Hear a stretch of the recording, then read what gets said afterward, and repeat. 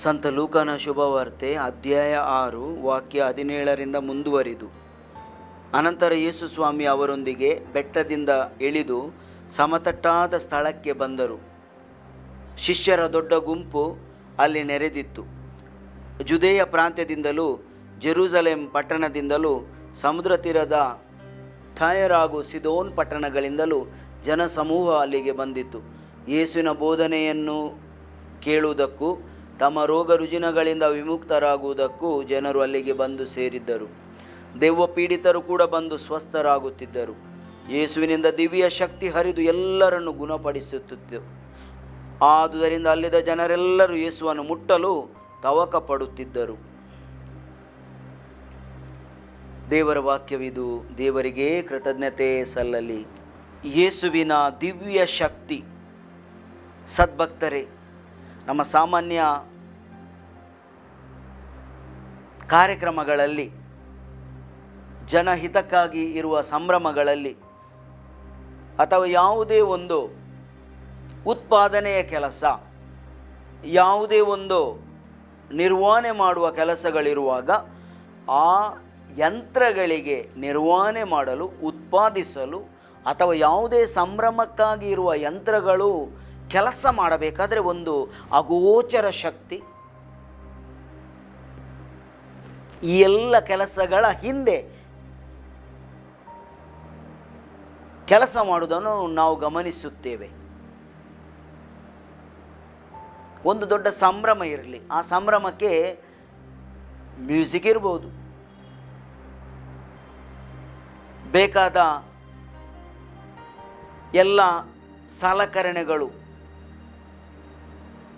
ಎಲ್ಲ ರೀತಿಯ ವ್ಯವಸ್ಥೆಗಳು ಜನರಿಗೆ ಹಿತ ಕೊಡಲು, ಜನರಿಗೆ ತಂಪು ನೀಡಲು, ಒಳ್ಳೆಯ ಹವಾಮಾನದ ಒಂದು ವಾತಾವರಣ ಕಲ್ಪಿಸಬೇಕಾದರೆ ಆ ಎಲ್ಲ ಯಂತ್ರಗಳಿಗೆ ಒಂದು ಶಕ್ತಿ ಹಿಂದಿನಿಂದ ಜನರೇಟರ್ ಆಗಿರ್ಬೋದು ಅಥವಾ ವಿದ್ಯುತ್ ಶಕ್ತಿ ಆಗಿದ್ದಿರ್ಬೋದು. ಈ ಶಕ್ತಿ ಇಲ್ಲದೆ ಯಾವುದೇ ಸಂಭ್ರಮ ಅಲ್ಲಿ ಸಂತೋಷದಿಂದ ಇರಲು ಆಗುವುದಿಲ್ಲ, ಸಂಭ್ರಮನೇ ನಡೆಯುವುದಿಲ್ಲ.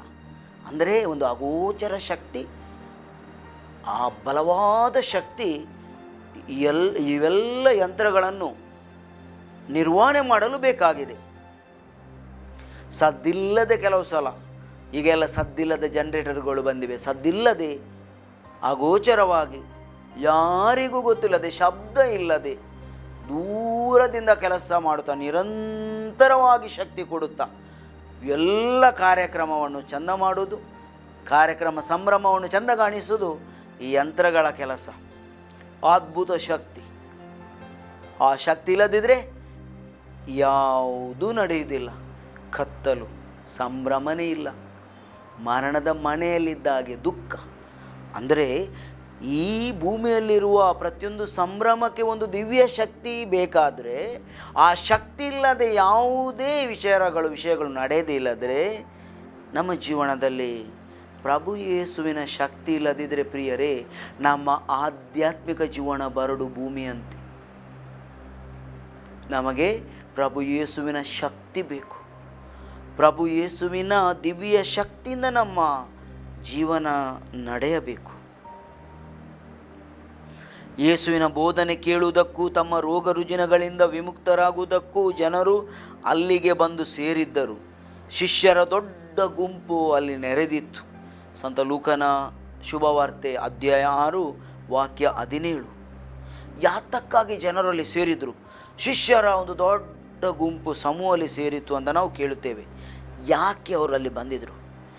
ಯಾಕೆಂದರೆ ಯೇಸುವಿನ ಹತ್ರ ದಿವ್ಯ ಶಕ್ತಿಯ ಒಂದು ಆಕರ್ಷಣೆ ಇತ್ತು, ಅಗೋಚರ ಶಕ್ತಿ ಯೇಸುವಿನಲ್ಲಿತ್ತು. ಈ ಶಕ್ತಿಯು ರೋಗಿಗಳಿಗೆ ಆರೋಗ್ಯ ತಂದು ಕೊಡ್ತಿತ್ತು. ಈ ಶಕ್ತಿಯು ರೋಗಿಗಳಿಗೆ ಒಂದು ಚೇತನ ತಂದು ಕೊಡ್ತಿತ್ತು. ಚೈತನ್ಯದಿಂದ, ಆಧ್ಯಾತ್ಮಿಕ ಶಕ್ತಿಯಿಂದ, ಹೊಸ ಜೀವ ಹುರುಪಿನಿಂದ ರೋಗಿಗಳು ತುಂಬುತ್ತಿದ್ದರು. ಯೇಸುವಿನ ಶಕ್ತಿ ಇದಕ್ಕೆ ಕಾರಣ. ಪ್ರಿಯರೇ, ಯೇಸುವಿಗೆ ಮಾತಿನಲ್ಲಿ ಶಕ್ತಿ ಇತ್ತು. ಯೇಸುವಿನ ಬೋಧನೆ ಕೇಳಲೆಂದೇ ಜನರು ಗುಂಪು ಗುಂಪಾಗಿ ಸೇರುತ್ತಿದ್ದರು.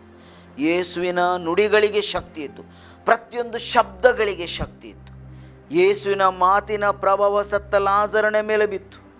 ಮಾತಿನಿಂದಲೇ ಸತ್ಯ ವ್ಯಕ್ತಿ ಜೀವಂತವಾದ. ಲಾಜರಸನೇ ಎದ್ದೇಳು ಎಂಬ ಕೆಲವು ನುಡಿಗಳು, ಅಕ್ಷರಗಳು, ಶಬ್ದಗಳು. ಆದರೆ ಆ ಶಬ್ದಕ್ಕೆ ಒಂದು ದಿವ್ಯವಾದ ಶಕ್ತಿ, ಆ ಶಬ್ದಗಳಿಗೆ ಬಲವಾದ ಶಕ್ತಿ ಇತ್ತು.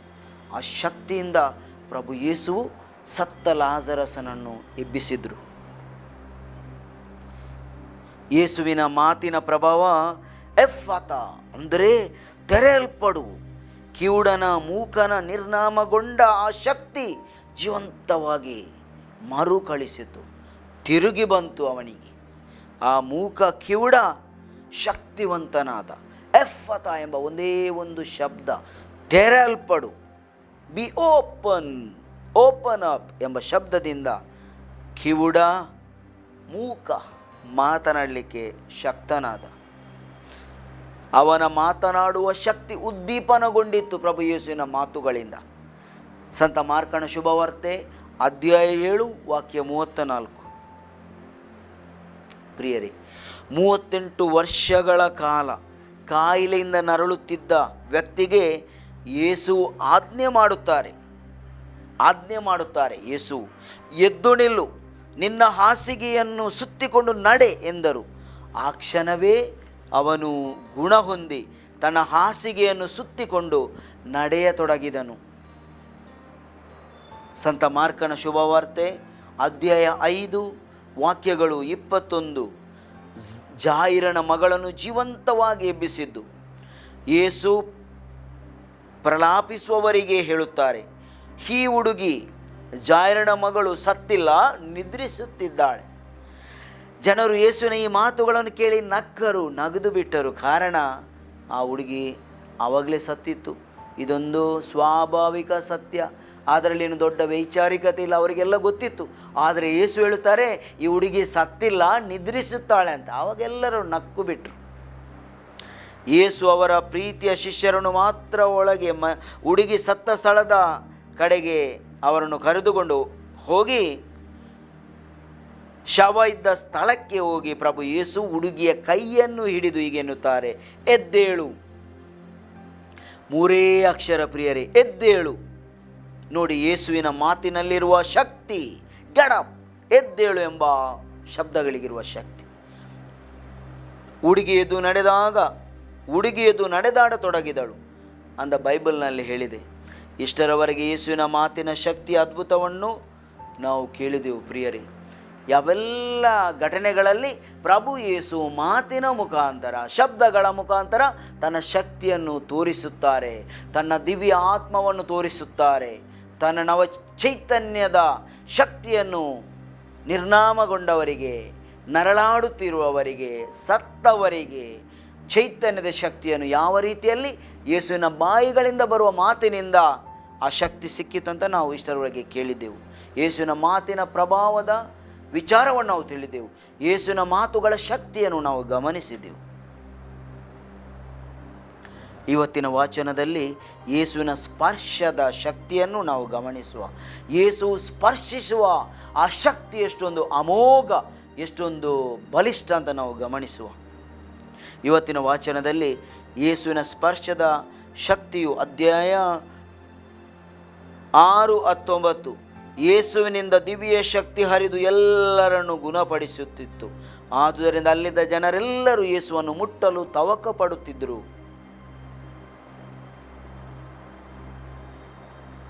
ಪ್ರಭು ಯೇಸುವಿನ ಆ ದಿವ್ಯ ಶಕ್ತಿ, ಅವರ ಸ್ಪರ್ಶ, ಆ ಸ್ಪರ್ಶವನ್ನು ಸ್ಪರ್ಶಿಸಲು ಜನರು ತವಕ ಪಡುತ್ತಿದ್ದರು, ಮುಟ್ಟಲು ಹಾತೊರೆಯುತ್ತಿದ್ದರು. ಅಷ್ಟು ಜನ ಅಲ್ಲಿ ಸೇರಿದರು.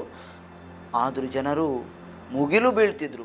ಯೇಸುವನ್ನು ಮುಟ್ಟಿದರೆ ಸಾಕು, ಯೇಸುವಿನ ಸ್ಪರ್ಶ ನಮಗೆ ಸಿಕ್ಕಿದರೆ ಸಾಕು ಎಂಬ ಆಶೆ, ಇಂಗಿತ ಅವರಲ್ಲಿತ್ತು. ಮೇಲಿನ ಉಲ್ಲೇಖದಲ್ಲಿ ಯೇಸು ಸತ್ತ ಹುಡುಗಿಯನ್ನು ಜೀವಂತವಾಗಿರಿಸುವ ಘಟನೆಯಲ್ಲಿ ಹುಡುಗಿಯ ಕೈಯನ್ನು ಹಿಡಿದು ಎದ್ದೇಳು ಎನ್ನುತ್ತಾರೆ. ಕೈಯನ್ನು ಹಿಡಿಯುವುದು ಯೇಸು ಹುಡುಗಿಯನ್ನು ಸ್ಪರ್ಶಿಸುವುದು. ಯೇಸುವಿನ ಸ್ಪರ್ಶದಲ್ಲಿಯೂ ಅದ್ಭುತ ಶಕ್ತಿ, ಸತ್ತ ವ್ಯಕ್ತಿಯನ್ನು ಜೀವೀಕರಿಸುವ ಶಕ್ತಿಯನ್ನು ನಾವು ಗಮನಿಸುತ್ತೇವೆ. ಯೇಸುವಿನ ಸ್ಪರ್ಶದಿಂದ 5,000 ಜನರಿಗೆ ಊಟ ದೊರೆಯುತ್ತದೆ. 2 ಮೀನು 5 ರೊಟ್ಟಿಗಳನ್ನು ಯೇಸು ಸ್ಪರ್ಶಿಸಿದಾಗ 5,000 ಪುರುಷರಿಗೆ ಅವರ ಹಸಿವು, ಅವರಿಗೆ ಊಟ ಸಿಗುತ್ತದೆ. ಅವರ ಹಸಿವು ಓಡುತ್ತದೆ. ಅದರ ಜೊತೆಗೆ ಎಷ್ಟೋ ಸಾವಿರ ಸ್ತ್ರೀಯರ ಮಕ್ಕಳ ಹಸಿವು ಸಹ ಪ್ರಭು ಯೇಸು ತನ್ನ ಸ್ಪರ್ಶದಿಂದ, ತನ್ನ ಕೈಯ ಸ್ಪರ್ಶದಿಂದ ಹಸಿವನ್ನು ನೀಗಿಸುತ್ತಾರೆ. ಪ್ರಭು ಯೇಸುವು ತನ್ನ ಕೈಗಳಿಂದ 2 ಮೀನುಗಳನ್ನು ರೊಟ್ಟಿಗಳನ್ನು ಹಿಡಿದು ದೇವರಿಗೆ ಕೃತಜ್ಞತಾ ಸ್ತೋತ್ರ ಸಲ್ಲಿಸಿದರು. ಅದನ್ನು ಹಂಚಬೇಕು ಎಂಬ ಆಜ್ಞೆ ಕೊಟ್ಟರು. ಅಂದರೆ ಯೇಸುವಿನ ಸ್ಪರ್ಶದ ಶಕ್ತಿ ನಾವು ಕಾಣುತ್ತೇವೆ. ಕೆಲವು ಮೀನು ಮತ್ತು ರೊಟ್ಟಿಗಳಿಂದ 5,000 ಜನರಿಗೆ ಪ್ರಭು ಯೇಸು ಊಟ ಬಡಿಸುತ್ತಾರೆ. ಅಂದರೆ ಅವರ ಸ್ಪರ್ಶ, ಅವರ ಶಕ್ತಿ, ಅವರ ಕೈಯ ಕಾಲುಗಳ ಅವರ ಸ್ಪರ್ಶದ ಶಕ್ತಿ ಏನೆಂಬುದನ್ನು ನಾವು ಗಮನಿಸಬೇಕು. ಯೇಸುವಿನ ಮಾತಿನಿಂದ ಸಹ 10 ಜನರು ಕುಷ್ಠರೋಗ ಶಮನಗೊಂಡ ಘಟನೆ ನಾವು ಕಾಣುತ್ತೇವೆ. ಸಂತ ಲೂಕನ ಶುಭವಾರ್ತೆ ಅಧ್ಯಾಯ 17 ವಾಕ್ಯಗಳು 12ರಿಂದ ಮುಂದುವರಿದು, ಯೇಸುವೇ ಪ್ರಭುವೇ ನಮ್ಮ ಮೇಲೆ ಕರುಣೆ ತೋರಿಸಿ ಎಂದು ಕರುಣಾಮಯ ಶಬ್ದಗಳನ್ನು ಅವರು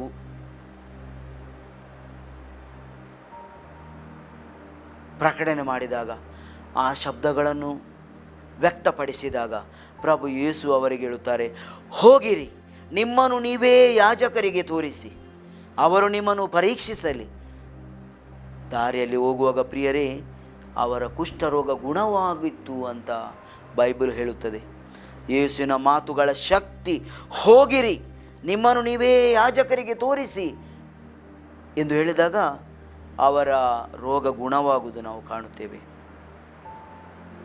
ಪ್ರಿಯ ವೀಕ್ಷಕರೇ, ಸದ್ಭಕ್ತೆಯರೇ, ಇವತ್ತು ನಮಗೆ ಒಳಿತನ್ನು ಮಾಡುವ ಕೈಕಾಲುಗಳು, ಒಳ್ಳೆಯತನವನ್ನು, ಕರುಣೆಯನ್ನು ವ್ಯಕ್ತಪಡಿಸುವ ಮಾತುಗಳ ಅಗತ್ಯ ಇದೆ. ಬಡತನ, ಹಸಿವು, ಕಷ್ಟ ದಿನೇ ದಿನೇ ಹೆಚ್ಚಾಗುವುದನ್ನು ನಾವು ಗಮನಿಸುತ್ತೇವೆ. ಇತ್ತೀಚೆಗೆ ನಗರದ ರಸ್ತೆಗಳಲ್ಲಿ ನಡೆದಾಡಿಕೊಂಡು ಹೋಗುವಾಗ ಚಿಕ್ಕ ಪುಟ್ಟ ಮಕ್ಕಳು ಬೇಡುವುದನ್ನು ನಾವು ನೋಡುತ್ತೇವೆ. ಚಿಕ್ಕ ಮಕ್ಕಳು ಬೇಡುವುದು ಹಣ ಸಂಗ್ರಹ, ನಿಧಿ ಸಂಗ್ರಹ ಮಾಡುವುದಕ್ಕಲ್ಲ, ಕೇವಲ ಹಸಿವನ್ನು ನೀಗಿಸಲು ಅಂಗಲಾಚುವುದು, ಬೇಡುವುದು. ಒಳ್ಳೆಯ ಜನರ ಮಾತಿನ ಕೆಲಸಗಳ ಸಂಗಮ ಆಗಬೇಕಾಗಿದೆ. ನಮ್ಮ ಪ್ರಭು ಯೇಸುವಿನ ಜೀವನ ಮಾದರಿ ನಮಗೆ ಬೇಕಾಗಿದೆ. ಅವರ ನಡೆನುಡಿಗಳ ಕೆಲಸಗಳ ಅವಶ್ಯಕತೆ ಬಡ ಜನರಿಗೆ ಇವತ್ತು ಇದೆ. ಯೇಸುವಿನ ಅನುಕರಣೆಯಲ್ಲಿ ಜಗತ್ತಿನಲ್ಲಿ ಎಷ್ಟೋ ಸಮಾಜ ಸುಧಾರಕರು ಹುಟ್ಟಿದ್ದಾರೆ. ಸಾಮಾಜಿಕವಾಗಿ ಅಂಥ ಮೇರು ವ್ಯಕ್ತಿಗಳ ಜೀವನ ಮಾದರಿಯನ್ನು ನಾವು ಸ್ವೀಕರಿಸಬೇಕಾಗಿದೆ. ಸಮಾಜ ಸುಧಾರಕರ ಸದ್ಗುಣಗಳನ್ನು ಈ ಭೂಮಿಯಲ್ಲಿ ಬಿತ್ತಿದ, ಹೆಮ್ಮರವಾಗಿ ಲಕ್ಷಾಂತರ ಭಕ್ತೆಯರ ಹೃದಯಗಳಲ್ಲಿ ಹುಟ್ಟಿ ಬೆಳೆದ ಸದ್ಗುಣಗಳ ಹೆಮ್ಮರವಾಗಿ ಈ ಸಮಾಜದಲ್ಲಿರುವ ಸಮಾಜ ಸುಧಾರಕರ, ಧಾರ್ಮಿಕ ಮುಖಂಡರ, ಒಳ್ಳೆಯ ವ್ಯಕ್ತಿಗಳ ಅನುಕರಣೆ ನಾವು ಮಾಡುವ. ನಮಗೆಲ್ಲರೂ ಮಾದರಿ ಪ್ರಭು ಯೇಸು ಕ್ರಿಸ್ತರು. ತನ್ನ ಮಾತುಗಳಿಂದ, ಸ್ಪರ್ಶದಿಂದ, ಅವರ ದಿವ್ಯ ಶಕ್ತಿಯ ಅದ್ಭುತದಿಂದ ಜನರಿಗೆ ಅವರು ಆಸರೆಯಾದರು. ಜನರ ಹಸಿವನ್ನು ನೀಗಿಸಿದರು, ರೋಗವನ್ನು ಗುಣಪಡಿಸಿದರು, ಜನರಿಗೆ ಕರುಣೆಯ ಕೆಲಸವನ್ನು ಮಾಡಿ ತೋರಿಸಿದರು, ಜನರಿಗೆ ಮಮತೆಯ ಕೈಂಕರ್ಯವನ್ನು ಮಾಡಿ ತೋರಿಸಿದರು. ಇಂಥ ಪೂಜಾ ಮನೋಭಾವ, ಇಂಥ ಸೇವೆಯ ವಿಚಾರ ನಮ್ಮ ಮನಸ್ಸಿನಲ್ಲಿ ಮೂಡಿ ಬರಬೇಕಾಗಿದೆ. ಇವತ್ತು ಒಳ್ಳೊಳ್ಳೆಯ ಘಟನೆಗಳನ್ನು, ಒಳ್ಳೆಯ ವಿಚಾರಗಳನ್ನು ಪೋಷಕರು ಮಕ್ಕಳಿಗೆ ಬೋಧಿಸಿದಾಗ, ಒಳ್ಳೊಳ್ಳೆಯ ಕಷ್ಟದ, ಬಡತನದ, ಮಮತೆಯ, ಕರುಣೆಯ ಕೆಲಸಗಳ ಬಗ್ಗೆ ಪ್ರತ್ಯಕ್ಷವಾಗಿ ಮಕ್ಕಳಿಗೆ ಪಾಠ ಮಾಡುವಾಗ, ಅಥವಾ ಅಂಥ ಆಶ್ರಮಗಳಿಗೆ ಮಕ್ಕಳನ್ನು ಭೇಟಿ ಕೊಡಲು ಕರೆದುಕೊಂಡು ಹೋಗುವಾಗ, ಟಿ ವಿಗಳಲ್ಲಿ, ಮಾಧ್ಯಮಗಳಲ್ಲಿ, ಸಾಮಾಜಿಕ ಮಾಧ್ಯಮಗಳಲ್ಲಿ ಇಂಥ ಹಸಿದ ಮಕ್ಕಳ ದಾಹ, ಹಸಿದ ಮಕ್ಕಳ ಬಳಲುತನ, ನರಳಾಡುವಿಕೆ ತಮ್ಮ ಮನೆಯ ಮಕ್ಕಳಿಗೆ ಪೋಷಕರು ತೋರಿಸಿದರೆ, ಅದನ್ನು ಗಮನದಲ್ಲಿಟ್ಟು ಅವರಿಗೆ ಅದರ ಮೇಲೆ ಗಮನ ಇಡಲಿಕ್ಕೆ ಹೇಳಿದರೆ, ಮಕ್ಕಳು ತಂದೆ ತಾಯಿಯಾಗಿ ಸದ್ಗುಣವಂತರಾಗುತ್ತಾರೆ. ಮಾತ್ರವಲ್ಲ, ಚಿಕ್ಕ ಮಕ್ಕಳಲ್ಲಿ ಅದೊಂದು ಒಳ್ಳೆಯ ಗುಣ, ನಡತೆ, ಕರುಣೆ ತನ್ನಷ್ಟಕ್ಕೆ ತಾನೇ ಬರುತ್ತದೆ. ಪ್ರಿಯರೇ, ಮಕ್ಕಳಲ್ಲಿ ಅದೊಂದು ಅನುಕಂಪ ಬರುತ್ತದೆ. ನಾನೊಂದು ಚಿಕ್ಕ ಒಂದು ದೃಶ್ಯವನ್ನು ನೋಡಿದೆ. ಆ ದೃಶ್ಯ ಟಿ ವಿಯಲ್ಲಿ ಬರುವಂಥದ್ದು. ಒಂದು ಮಗು ಹಸಿವಿನಿಂದ ನರಳಾಡುವುದು, ಏನು ತಿನ್ನಲಿಕ್ಕಿಲ್ಲ. ಆದರೆ ಇನ್ನೊಂದು ಕಡೆ ಆ ಟಿ ವಿ ನೋಡುವ ಪುಟ್ಟ ಬಾಲಕ ಐಶ್ವರ್ಯವಂತ. ಆದರೆ ಅವನ ಗಮನ ಆ ಮಗುವಿನ ಕಡೆಗೆ ಹೋಗ್ತದೆ. ಅವನಿಗೊಂದು ವಿಚಿತ್ರ ಕಾಣ್ತದೆ. ನಾನು ಸಹ ಮಗುವಿನಾಗೆ ಇದ್ದೇನೆ, ನನಗೆ ಬೇಕಾದಷ್ಟು ತಿನಿಸುಂಟು, ಆದರೆ ಆ ಮಗು ನರಳಾಡ್ತದೆ, ಏನು ತಿನ್ನಲಿಕ್ಕಿಲ್ಲ. ಅವನ ಮನಸ್ಸಿನಲ್ಲಿ ಒಂದು ಭಾವನೆ ಬರ್ತದೆ, ನಿಜವಾಗಿ ಅದು ಮಗು, ನನ್ನ ಹತ್ತಿರ ಬರುವ ಮಗು ಅಂತ ಯೋಚನೆ ಮಾಡಿ ಆ ಮಗು ಒಂದೊಂದೇ ಬ್ರೆಡ್ಡಿನ ತುಂಡುಗಳನ್ನು ಆ ಮಗುವಿನ ಬಾಯಿಗೆ ಕೊಡುವುದು. ಅಂದರೆ ನಿಜವಾಗಿ ಮಗು ಹತ್ತಿರ ಉಂಟಂತ ಬಾಲಕ ಯೋಚನೆ ಮಾಡ್ತಾನೆ. ಟಿ ವಿಗೆ ಉಣಿಸುವಾಗೆ ಆ ತುಂಡುಗಳನ್ನು ಮಗುವಿನ ಬಾಯಿಗೆ ಕೊಡೋದು. ಆವಾಗ ಪೋಷಕರು ದೂರದಿಂದ ಅಡಗಿ ಈ ಹುಡುಗನ ಈ ಸ್ವಭಾವವನ್ನು, ಈ ಹುಡುಗನ ಈ ಕೆಲಸವನ್ನು ಗಮನಿಸ್ತಾರೆ. ದೂರದಿಂದ ಓಡಿ ಬಂದ ಮಗುವನ್ನು ಅಪ್ಪಿ, ಇಂಥ ಒಂದು ಒಳ್ಳೆಯ ಮಗು ನಮಗೆ ಸಿಕ್ಕಿದಲ್ಲ ಅಂತ ದೇವರಿಗೆ ಸ್ತೋತ್ರ ಸಲ್ಲಿಸುತ್ತಾರೆ. ಪ್ರಿಯರೇ, ಈ ಮಗುವಿಗೆ ಬಾಳಲುವ ಒಂದು ಪುಟ್ಟ ಬಾಲಕನ ದೃಶ್ಯವನ್ನು ನೋಡಿ ಅಷ್ಟು ಅನುಕಂಪ ಬಂದರೆ, ನಾವು ಪ್ರಯಾಣ ಮಾಡುವ ಕೆಲವು ಸಲ ಬೇಡುವ ಮಕ್ಕಳನ್ನು, ಹಸಿವಿಗಾಗಿ ಅಂಗಲಾಚುವ ಮಕ್ಕಳನ್ನು ನಾವು ನೋಡ್ತೇವೆ, ತಾಯಂದಿರನ್ನು ನೋಡ್ತೇವೆ. ಆದರೆ ನಾವು ಇದನ್ನೆಲ್ಲ ಒಂದು ಲಾಬಿ, ಯಾರೋ ಅವರನ್ನು ತಂದಿಡ್ತಾರೆ, ಅವರು ಹಣ ಮಾಡ್ತಾರೆ ಅಂತ ನಾವು ಹೇಳುವ ಬದಲು ನಿಜವಾಗಿ ಅವರು ಬೇಡುತ್ತಾರೆ, ಆಹಾರಕ್ಕಾಗಿ, ಅನ್ನಕ್ಕಾಗಿ, ಬಡತನ ಉಂಟು, ಅವರಿಗೆ ಅಗತ್ಯ ಇದೆ ಅಂತ ಹೇಳುವ ಭಾವನೆ ನಮ್ಮಲ್ಲಿ ಬರಲಿ, ಅನುಕಂಪ ನಮ್ಮಲ್ಲಿ ಮೂಡಿ ಬರಲಿ. ಹೀಗೆ ಒಳ್ಳೆಯ ಕೆಲಸಗಳಿಂದ ನಾವು ಪ್ರಭು ಯೇಸುವಿಗೆ ಸಾಕ್ಷಿಯನ್ನು ನುಡಿಯುವ. ಅವರು ಮಾತುಗಳಿಂದ ಒಳ್ಳೆಯದನ್ನು ಮಾಡಿದರು, ನಡೆ ನುಡಿಗಳಿಂದ, ಕೆಲಸಗಳಿಂದ ಒಳ್ಳೆಯದನ್ನು ಮಾಡಿದರು. ಆ ಪ್ರಭುವಿನ ಯೇಸುವಿನ ಹಿಂಬಾಲಕರು ನಾವು ಆಗಬೇಕಾದ್ರೆ ಅವರ ಮಾರ್ಗದಲ್ಲೇ ನಾವು ನಡೆಯಬೇಕು. ಯಾಕಂದರೆ ಆ ಪ್ರಭು ಯೇಸುವೇ ಮಾರ್ಗ, ಅವರೇ ಸತ್ಯ, ಅವರೇ ಜೀವ. ಆ ಯೇಸುವಿಗೆ ನಮ್ಮ ಆರಾಧನೆ, ಆ ಯೇಸುವಿಗೆ ನಮ್ಮ ಭಯಭಕ್ತಿ, ಪೂಜಾ ಪ್ರಾರ್ಥನೆಗಳಿಂದ ಆ ಯೇಸುವಿನ ದಿವ್ಯ ಶಕ್ತಿಯನ್ನು ನಮ್ಮ ಆತ್ಮದಲ್ಲಿ ಭರಿಸುವ, ದಿನಂಪ್ರತಿ ಪೂಜೆ, ಪ್ರಾರ್ಥನೆ, ಜಪ, ದಿನಂಪ್ರತಿ ಪ್ರಭು ಯೇಸುವಿನ ಅನುಕರಣೆ ನಾವು ಮಾಡುವ. ಕಷ್ಟದಲ್ಲಿರುವಾಗಲೂ, ನಿರಾಶದಲ್ಲಿರುವಾಗಲೂ ಪ್ರಾರ್ಥಿಸು, ಸುಖದಲ್ಲಿರುವಾಗಲೂ ಪ್ರಾರ್ಥಿಸು, ದಾರಿಯೇ ಕಾಣುವುದಿಲ್ಲ ಎಂಬ ಸಂದರ್ಭದಲ್ಲಿಯೂ ಪ್ರಾರ್ಥಿಸು, ನಿರಾಶೆಗೊಂಡಾಗಲೂ ಪ್ರಾರ್ಥಿಸು. ಅಂದ ಮೇಲೆ ನಮಗೆ ಹೇಗೆ ಆಹಾರ ಬೇಕೋ ಹಾಗೆ ಪ್ರಾರ್ಥನೆಯೂ ಬೇಕು. ಪ್ರತಿಯೊಂದು ಸಂದರ್ಭಗಳಲ್ಲಿ ಪ್ರಿಯರೇ, ಪ್ರಾರ್ಥನೆ ಒಂದು ಅಸ್ತ್ರ. ಪ್ರಾರ್ಥನೆ ನಮಗೆ ಯೇಸುವಿನ ದಿವ್ಯ ಶಕ್ತಿಯನ್ನು ನಮ್ಮ ಆತ್ಮದಲ್ಲಿ, ಮನಸ್ಸಿನಲ್ಲಿ, ಹೃದಯದಲ್ಲಿ ತುಂಬಿಸುವ ಒಂದು ಮಾಧ್ಯಮ ಆಗಿದೆ. ಆದ್ದರಿಂದ ಈ ಸಾಧನಗಳಿಂದ, ಆಧ್ಯಾತ್ಮಿಕ ಸಾಧನಗಳಿಂದ ಪ್ರಭು ಯೇಸುವನ್ನು ನಮ್ಮ ಹೃದಯದಲ್ಲಿ, ಅವರ ಶಕ್ತಿಯನ್ನು ನಮ್ಮ ವೈಯಕ್ತಿಕ ಜೀವನದಲ್ಲಿ ನಾವು ಸ್ವೀಕಾರ ಮಾಡಲು ನಮ್ಮ ಜೀವನವನ್ನು ಅವರಿಗೆ ಸಮರ್ಪಿಸುವ, ಪ್ರಭು ಯೇಸುವಿಗೆ ಶರಣಾಗತರಾಗುವ, ಅವರ ದಿವ್ಯ ಚೇತನ, ಅವರ ದಿವ್ಯ ಶಕ್ತಿಯ, ಅವರ ಮಾತಿನ ಶಕ್ತಿಯನ್ನು ನಮ್ಮ ಜೀವನದಲ್ಲಿ ಅನುಕರಿಸಲು ಬೈಬಲ್ ಓದಿ, ಬೈಬಲ್ನಲ್ಲಿರುವ ಆ ಯೇಸುವಿನ ಮಾತುಗಳನ್ನು ನಮ್ಮ ಮಾತುಗಳನ್ನಾಗಿ, ಸತ್ಯ ಶಕ್ತಿಯನ್ನಾಗಿ ನಾವು ಪರಿವರ್ತಿಸುವ. ಪ್ರಭು ಯೇಸುವಿಗೆ ಸ್ತುತಿಯಾಗಲಿ.